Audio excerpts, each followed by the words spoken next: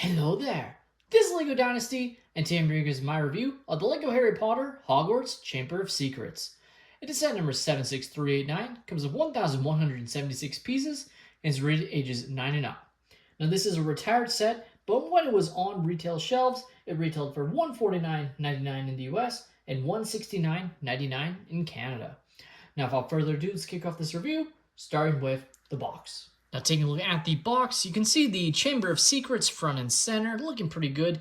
In the background, you have Hogwarts, of course. Of course, you have your three main characters, Harry, Hermione, and Ron.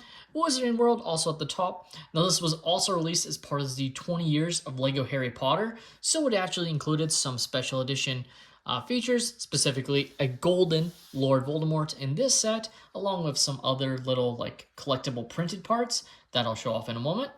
Now flipping the box around, and you can see the set in its ability to, detach certain elements of it. You have sort of the Great Hall shown there, along with, of course, the aforementioned Chamber of Secrets here, which looks pretty good. You also have some other scenes that are represented here, as you can see, that we'll get into.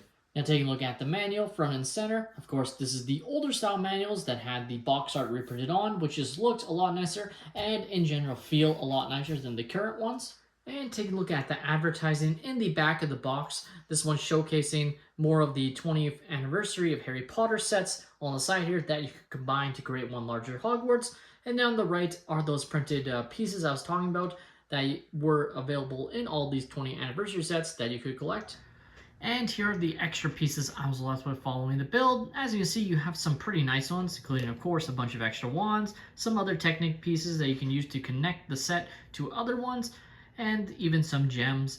But in addition, you can also see these 6 printed tiles that I was left with, including a couple of extras, because basically these were sort of throw-ins and you didn't know 100% which ones you were going to get. So that made it kind of fun, and like it showed at the back, you could collect them all, which was a pretty fun idea from LEGO at the time. Take a look at our first minifigure, and we have the Anniversary Lord Voldemort, obviously in the gold sort of design here. So it's just a regular figure, but printed onto gold. Looking pretty nice overall. You can see the designs, even some nice shine to it with those stars. Obviously looking pretty nice there.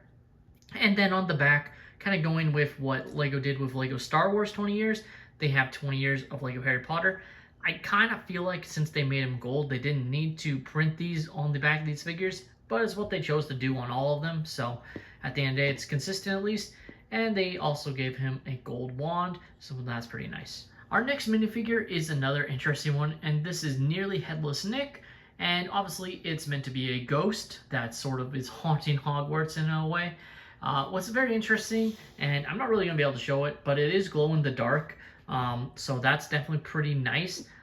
It has a nice, just glow in the dark hue when you turn off the lights, so that's just, the plastic they used on him, and it looks very nice when it is in the dark. Definitely a little bit spooky, but overall it's a very nicely printed figure. Does have a double-side face print as well, and you can see the back print looks pretty nice as well. Our next minifigure is Tom Riddle, and he looks pretty good, I have to say. Really like the design here of the printing here. As you can see, the torso print going to the belt, to the legs, I think looks pretty good. He's obviously carrying his diary, which, interesting enough, doesn't have anything in it, so that's interesting. Normally they would put a sticker at least on that. But still looks pretty good. Obviously no arm printing on him. Back printing, just, the print of the hood. And then does have a double-side face print. Our next character is Gilderoy Lockhart, and he looks pretty good in his sort of orange suit here. Looking pretty snazzy, I have to say. You can even see the sort of shine of his suit there, which looks pretty nice. Also no leg or arm printing. Back printing, pretty basic there. And you can take off his double-side face print to show him in a sweat, as he's definitely very nervous during the film and presumably book. Moving on to our next character, we of course have Albus Dumbledore, and he looks excellent, I have to say. Obviously utilizing the dress piece here to represent his robe. No arm printing or back of the robe printing, but obviously does have printing underneath here. I'll just take off this to reveal his double-side face print, of course. And just to take off his beard to reveal his printing underneath, looks just like that. So definitely a very nice minifigure here in Albus. Moving on to Aurora Sinistra, and this is another great minifigure, utilizing the gold arms with this body, which admittedly looks a little bit off, but I believe that is accurate, as I do believe she's supposed to have slightly different. And I think what's throwing it off is just the fact that LEGO just has trouble printing other colors. Like, this is meant to be a gold and match with this, but it just doesn't, so that makes the arms look worse than what they should be. But the torso print besides that looks pretty good. Obviously got some back printing and a nice molded hat piece here with the hair included, and does have a double-side face print as well. Next up we have, of course, the young Harry Potter here in his Gryffindor outfit, and obviously also carrying the Sword of Gryffindor molded sword here, which looks pretty nice. Got his trusty wand as well. Back printing looks pretty basic, and he has the short stubby legs, so that aren't opposable. Also has a double-side face print, just like that. Our next minifigure is Ginny Weasley here, also in her Gryffindor outfit, and also has the stubby legs, so no opposability, no arm printing, and pretty much the same back printing as Harry Potter, but also has her double-side face print. Moving on to Colin Creevey, and he is also, of course, a Gryffindor student. He has a camera, obviously a wand, and is going to be pretty much exactly the same as Ginny and Harry's torso and legs with the stubby legs, but still looks pretty nice and does have a double-side face print. Our next minifigure is Luna Lovegood in her correct Ravenclaw outfit with the blue, looking nice. Other than that, it's going to be very similar to the other students with the black stubby legs, no arm printing, and also has a double-side face print. Now, this face on both sides is the exact same as Ginny Weasley. Unfortunately, they didn't do any differentiation there. And our final minifigure including the set is Justin Finch Fletchley. So he looks pretty nice. Obviously has the yellow outfit from Hogwarts on, which I believe is Hufflepuff. And he looks pretty excellent. Obviously, again, it's going to be very similar printing, just slightly different with the house. Of course, and he does have a double-side face print as well.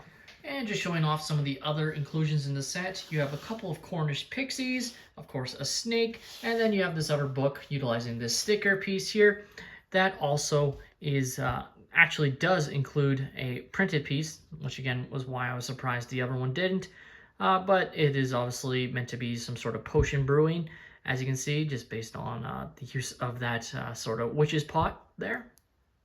And lastly, just taking a look at this before we go into the Chamber of Secrets set, we have the Basilisk. And lastly, taking a look at the last inclusion in the set, being the Basilisk Snake, that of course guards the Chamber of Secrets, utilizes some nice parts here, including some printed parts there, specifically at the front for the eyes, looking pretty nice. Obviously, it is sort of a dinosaur design, so you can open it up just like that. You obviously does have some brick-built scales, which looks pretty nice. The tail, which I guess you can turn if you wanted to have some playability, but overall, like, not a whole lot. But it's still a nice inclusion and piece in the set. Now let's take a look at the Chamber of Secrets set. And overall, this is definitely my favorite one of this whole sort of castle lineup that you could combine with other Harry Potter sets, because to me it feels the most complete of all of them. I think it just looks the best with the rock formation here that actually can open up in certain areas that we will show off. Obviously, you have the Great Hall sort of design, what this is supposed to represent, obviously where the students would eat during the films, and some other nice detail, like obviously you have Hedwig at the very top here. You have this sort of piece to represent when the characters are flying on their broomsticks, and you have another owl on the side over there. Like I said before, you can actually open up these sections sort of to reveal the chamber, and you can fully pull it out, I should say.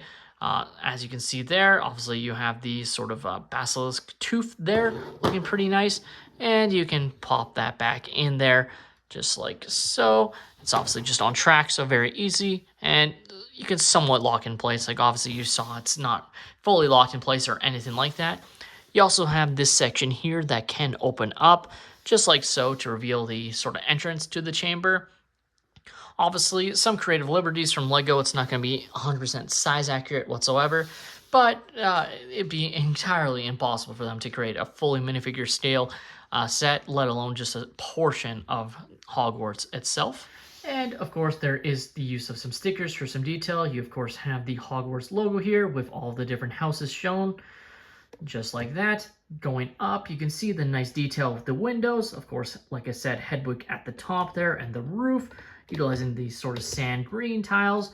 Taking a look at the rest of the roof and the Great Hall, sort of looking pretty nice. Obviously, you have some fire for the lights, and then the other howl at the end there, looking pretty nice. And getting another look at actually the rock formation here, looking pretty nice. Obviously, the use of some fire. You have some blue parts to represent, the ocean. Even a frog for some added detail, just a throw-in from Lego, but still nice, I guess. Now, taking a look at the back of this set is where you can really see how filled and, the use of the space they really used in this set. There's no wasted space whatsoever in this set. And that's probably what contributes to me really liking this set compared to some of the other ones, because I feel like they either made them too small or just had spaces that were entirely sort of unused, and that's not the case in this set. Like, every inch of the set is utilizing something else behind the front, which I definitely really like. So starting off, taking a look at our first sort of room, if you want to call it that, you have this sort of astronomy section. Obviously, you have these stars shown here on this sort of star map. Obviously, a telescope here, and you can see the back of Hedwig there, looking pretty nice. Going down, we have the office of Gilroy Lockhart. Apologies for that. Obviously, he has his extra hairpiece. You have his sort of escapades. Obviously, sort of spoilers, but it's been out for a while. His lies of what he has accomplished versus what he's actually done, taking credit for other wizards' doings. And I do want to show off this other piece here. That is, again, I believe a book that he was signing for his never-ending fans that love him even though he is lying to them. Obviously, going down, you have some seating areas here. You have some more photos of Lockhart there, looking pretty nice. I believe this is supposed to be a classroom here that he's teaching. As I believe he was the dark arts teacher during this film, The Chamber of Secrets. So you have the spots for them. Of course, you have some of the fun Easter eggs with these box cereals. So you have Cheery Owls and Pixie Puffs. So that's definitely fun. Obviously, this is meant to be the Great Hall where the students eat. You have a golden owl here, which is definitely a really nice piece. Obviously, no printing on it at all, but it still looks really cool. Meant to be sort of a trophy there. Looking pretty nice. And then at the end, nothing really here. I mean, you have a brown frog. I don't think that's supposed to represent anything. Obviously, the other owl shown there. But then we move down here, and you saw me open up this door before, but like I showed, you can open and close it. Obviously, you can't go any further there, but you can open it up fully for characters to walk through. Next up, we have the actual sort of Chamber of Secrets here, which looks really cool. You have, of course, these sort of snake basilisks here, and then you can actually open up this sort of mouthpiece here, as this is, like I said, what we showed on the other side, what pops out there. So you can pop it out both ways or pop it back into place, which looks pretty nice, as you see there.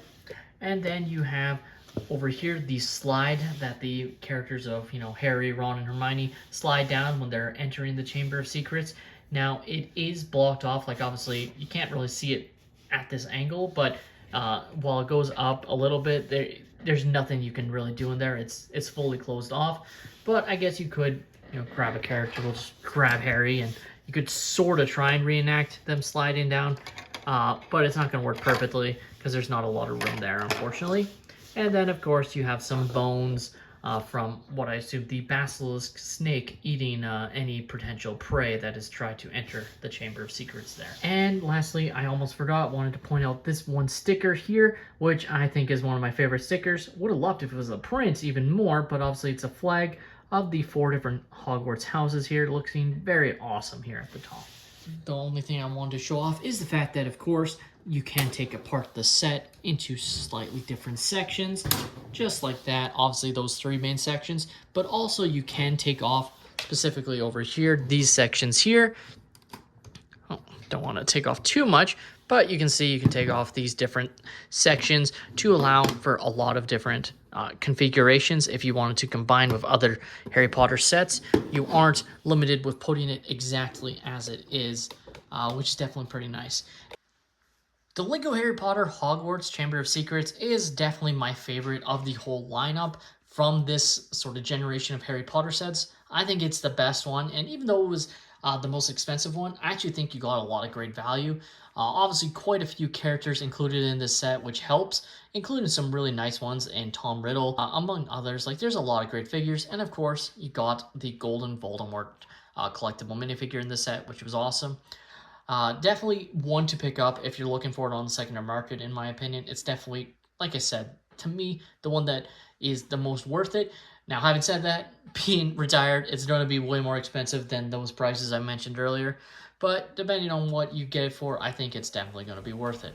With that being said, that's all my opinion. Let me know your guys' thoughts on this set in the comments down below. Please leave a like and subscribe if you have enjoyed, and have a great day, everyone.